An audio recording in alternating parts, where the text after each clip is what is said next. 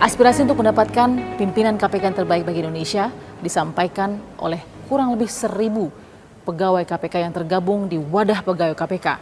Aspirasi ini bukan hanya disuarakan, namun juga dibubuhkan dalam tanda tangan. Seperti apa sebenarnya kekhawatiran yang dirasakan oleh Wadah Pegawai KPK? Kita tanyakan Ketua Wadah Pegawai KPK, Yudi Purnomo. Mas Yudi, apa kabar? Baik. Aduh, terima kasih nih. Ini waktu kerja kita ambil sedikit ya. Di depan saya sudah ada apa nih Mas yang kita lihat nih? Ya, jadi ini adalah petisi dari pegawai KPK, yaitu mengenai bahwa kami menolak dipimpin oleh orang-orang yang menghambat pemberantasan korupsi. Kan sekarang lagi ada pemilihan pimpinan KPK. Betul. Ada 10 calon yang sudah diserahkan oleh Presiden kepada DPR. Ya.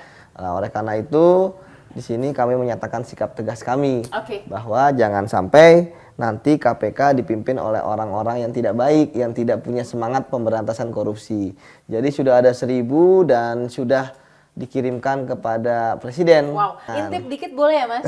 Petisinya coba kita ya, lihat. kalau ini kan menolak dipimpin ya, oleh ini adalah tulisannya, penghambat narasinya korupsi. ya yang dibuat oleh Wadah Pegawai dan kemudian teman-teman Coba setuju. sebelum kita lihat tanda tangannya, boleh bacain nggak poin itu? Ya, kami tidak ingin dipimpin oleh pimpinan KPK yang diduga melakukan pelanggaran-pelanggaran berat, etik, kemudian memiliki rekam jejak pernah menghambat pemberantasan korupsi, dan yang terakhir tidak melaporkan LHKPN. Dari 10 nama ini, berapa persen sih yang membuat tenang dan tidak tenang? Ya, jadi kalau kami kan tidak bisa menyebut nama gitu ya. Betul. Nah, tapi yang bisa kami lihat dan pantau bukan hanya Wadah Pegawai, juga masyarakat kan.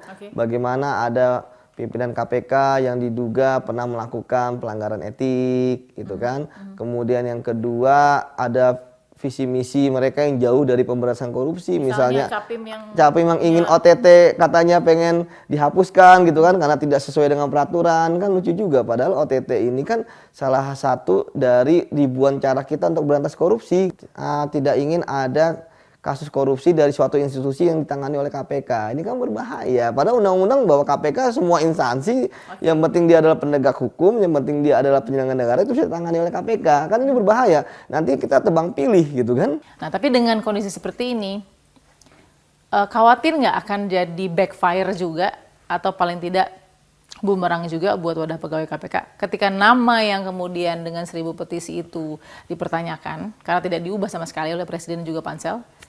Di kemudian hari dalam perjalanan KPK berikutnya ada sesuatu yang tidak beres karena dulu seperti ini, akhirnya jadi merasa nggak akhirnya kredibilitasnya akan menurun? Iya, jadi kalau dari kami kan ini semacam sebuah perjuangan bagi kami, bahwa walaupun nanti kemudian bahwa kita berharap suasana suasana kondisi di Indonesia pemberantasan korupsi bahwa ternyata yang harus masuk adalah orang-orang yang mendapatkan catatan. Ya, tetap secara konstitusi ya kita akan menerima. Nah, namun kita di dalam akan tetap melakukan pengawasan seperti yang sudah kita lakukan sebelumnya. Jadi kita akan melihat mereka itu bekerja seperti apa. Karena sekali lagi kami sampaikan kenapa sih kami concern pada pimpinan? Karena kami kan di sini juga representasi dari masyarakat. Pimpinan KPK itu punya kewenangan yang sangat luar biasa. Yang bersangkutan pertama sebagai penyelidik, penyidik dan penuntut umum juga. Kemudian yang kedua yang memerintahkan pegawai untuk menangkap orang, menetapkan tersangka, kemudian melakukan surat perintah penyadapan, itu adalah pimpinan KPK gitu kan, bukan pegawai KPK seperti itu. Jadi jangan sampai nanti pimpinan KPK pertama itu mereka nanti memainkan suatu kepentingan-kepentingan politik yang tidak baik. Kemudian yang kedua, jangan sampai juga nanti mereka itu tiba-tiba memperlambat kasus-kasus yang harusnya ditangani. Kan KPK didirikan untuk apa sih? Untuk menangani kasus-kasus besar, big fish. Makanya kita pun juga dibatasi, misalnya kerugian negara harus di atas 1 miliar. Ya, terima kasih sudah memberikan waktunya dan analisanya buat fakta juga. Kita akan pimpinan Komisi Pemberantasan Korupsi, ada Pak Roby Arya Brata, sebagai asisten deputi di bidang ekonomi makro juga ya, penanaman modal dan juga badan usaha ya, begitu ya. Ini sehari-hari di sekretariat kabinet, tapi kemudian kita lihat betul tuh waktu kemudian dites oleh Pansel ya, saya langsung klarifikasi fakta-faktanya ya kepada Pak Roby langsung nih. Pak Roby tuh pada saat dia berhadapan dengan Pansel begitu ya, kemudian kaget dengan jawaban-jawaban Pak Roby. Misalnya salah satunya bagaimana caranya tidak mau menyidik kepolisian dan Kejaksaan Agung. Ya. Kok bisa sih Pak kepikiran seperti itu? Kenapa selalu terjadi cicak buaya ya kalau Anda perhatikan semua? Selalu terjadi cicak buaya, dan sekarang cicak buaya jilid 1, 2, 3, dan mungkin 4. Nggak tahu Novel Baswedan bisa dibilang cicak buaya jilid keempat nggak? Ya, ya. Ada indikasi-indikasi ke sana nggak ya?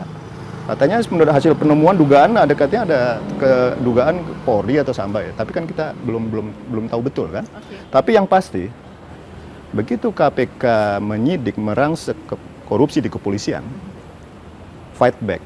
Jilid 1 yang pertama Susno Duaji, ya kan? Okay.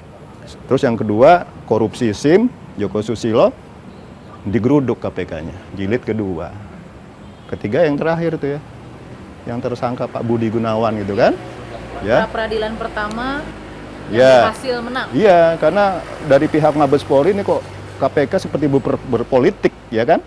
Kenapa nggak dari dulu ditersangkakan Pak Budi Gunawan ini, begitu mau jadi Polri ditersangkakan, kan aneh gitu kan? Ya kenapa nggak dari dulu? Wah ini udah berpolitik, makanya mungkin Mabes Polri marah mungkin atau gimana lah ya. Nah jadi itu terjadi kenapa? Karena kekeliruan tanda petik di Undang-Undang KPK sendiri, karena di pasal 5 atau 6 saya lupa, tapi KPK itu punya kewenangan untuk menyidik korupsi di penegak hukum. Itu problemnya. Kenapa jadi problem, Pak? Yaitu fight back, begitu memeriksa fight back. Nah, bukan makanya saling membersihkan jadinya. Nah, jadi makanya saya usulkan nanti lagi ke depan tidak mempunyai kewenangan untuk menyidik, tapi kewenangan untuk menyidik itu dipindahkan ke Kompolnas. Nah ini yang terjadi di Australia. Ya. Ini komisioner waktu saya riset postdoktoral di sana, saya ngobrol sama komisioner KPK-nya New South Wales, ICAC namanya ya. Pak Roby penyidiknya dari mana? Dari polisi. Terus berhenti nggak? Enggak. Nah dia ketawa. Itu nggak mungkin Pak Roby, nggak masuk akal. Gimana dia mau nggak konflik kepentingan atau independen? Gimana nanti kalau dia menyidik di kepolisian, menyidik atasannya sendiri? Nggak mungkin dia bisa independen. Nah, emang kalau di ICAC sini gimana saya tanya? Iya, kami dari polisi, tapi polisinya berhenti. Jadi kita butuh hubungannya harmonis dengan Polri. Caranya gimana? Udah jangan nyidik korupsi di polisian dah, nggak usah. Serahkan ke Kompolnas. Tapi itu kan langsung membelalakan banyak mata, Pak Roby. Yang demi kebaikan nggak apa-apa lah. KPK mau nggak dibantu sama polisi? Yang Bapak katakan, udah deh, direvisi aja Undang-Undang KPK, tidak boleh lagi ada operasi tangkap tangan. Bukan tidak boleh lagi operasi tangkap tangan, ya. Nggak boleh menyidik korupsi di kepolisian. Tapi kalau OTT di luar kepolisian boleh, silahkan. Jadi itu klarifikasi. Jadi yang beredar nih banyak juga Pak yang quote. Bukan, saya bukan anti OTT. Oke. Ya, gini, kalau saya ke dalam, saya kurangi OTT. Mungkin dalam sejarah saya akan bilang saya yang paling sedikit melakukan OTT. Kurangi itu maksudnya gimana Pak Roby? Kita evaluasi, ya, hentikan dulu OTT, kita introspeksi dulu, ya, kita merenung dulu apa yang keliru dengan OTT kita. Lalu kita perbaiki. Tapi saya sudah tahu yang keliru itu apa. Apa Pak? Yaitu nggak ada efek jerahnya karena nggak ada reform. Di lapas nggak ada reform, di peradilan nggak ada reform. Rata-rata dihukum hanya 2-4 tahun, itu pun remisi kan, dikurangin. Ya enak bener. Sementara si koruptornya itu begitu keluar masih kaya. Oke, pertanyaan saya, di lapas dan di peradilan nggak ada reform, salah KPK? Salah KPK. Harusnya KPK bisa mendorong reform itu kepada Menkumham, pada AMA, didorong. Makanya saya usulkan bahwa KPK punya undang-undang pencegahan yang kuat. Saya klarifikasi juga, Ya. benar nggak Bapak mau menghilangkan penyadapan dan lain-lain? Oh enggak, penyadapan Oke, enggak. tidak benar, Tapi saya hanya ingin mengevaluasi penindakan. Hentikan dulu penindakan. Penindakan itu kan, penyadapan kan termasuk dari penindakan. Karena OTT itu kan awalnya selalu penyadapan Dari dulu. penyadapan, yes. Nah, penyadapan juga harus dipikirkan juga. Terus SP3 juga ya.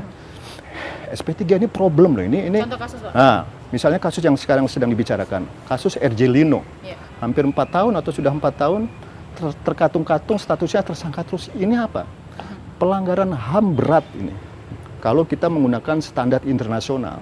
Ya. Tapi dia kan punya hak pra-peradilan, Pak. Nah, jadi solusinya, yang saya dengar kan nggak hanya RJ Lino doang, kan ada beberapa kasus yang terkatung-katung. Ya. Satu, revisi Undang-Undang KPK, sehingga KPK bisa menghentikan kasus, bisa mengeluarkan SP3, bentuk Dewan Pengawas. Jadi bisa mengeluarkan SP3, tapi diawasi oleh Dewan Pengawas. Bener nggak nih penyidik ngasih atau pimpinan KPK menghentikan perkara, bener nggak? Yang kedua, kalau saya masuk, kalau memang Lino tidak bersalah, berani nggak penyidik KPK atau pimpinan KPK bajukan ke peradilan, tuntut bebas. Kalau orang itu tidak bersalah, dibebaskan. Jadi perhakiman itu tidak selalu orang yang diajukan peradilan itu orang yang bersalah. Kalau memang bersalah dibebaskan. Ya. Jadi tuntut bebas. Solusi yang ketiga, saya yakin kalau ada penggiat HAM, judicial review ke MK di pasal ini, kalau hakim konstitusinya pinter, ini pasti akan dibatalkan. Karena pasal ini menurut saya inkonstitusional. Ya, karena ini melanggar hak warga negara akan kepastian hukum. Nah itu dijamin di undang dasar kita. Saya yakin ini pasti akan dibatalkan. Pak Robi, terima kasih. Terima kasih bagi semua. Kita akan lihat bagaimana seleksi akhirnya nanti menjadi pimpinan KPK dari capim Terima KPK kasih. Pak Robi. Terima Kita kasih. ketemu fakta berikutnya.